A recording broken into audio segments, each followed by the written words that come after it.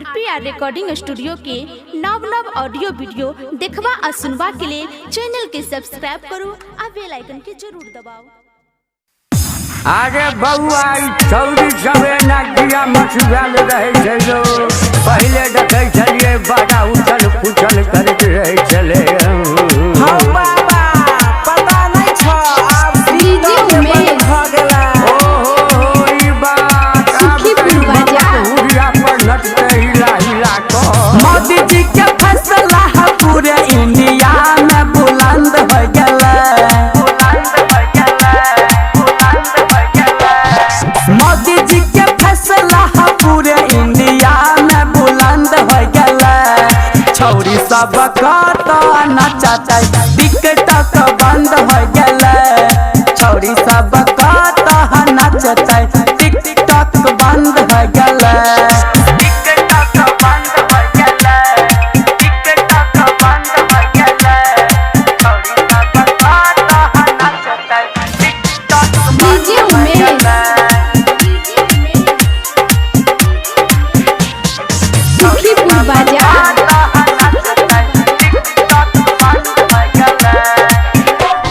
सब छौरी यहाँ के लगल बोखार रे अपने से अपना पिटाई छै कपार रे। हाँ सब छौरी यहाँ के लगल बोखार रे अपने से अपना पिटाई छै कपार। चूड़ी चूड़ी एकर सबटा घमंड जे होइए गेलै। चूड़ी चूड़ी एकर सबटा घमंड जे होइए गेलै।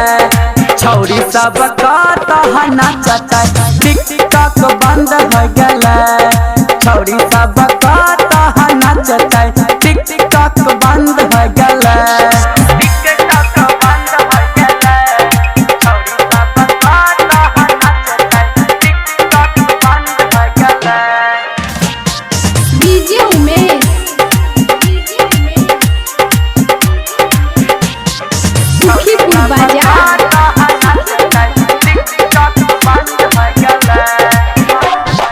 ककरा देखे तै सुंदर मुखरा कत जाके करतै आबै मुजरा।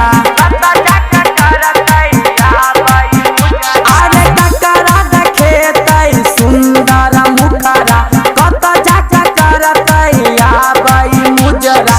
कहै छै सानी सागर जिंदगी झंड हो गेलै।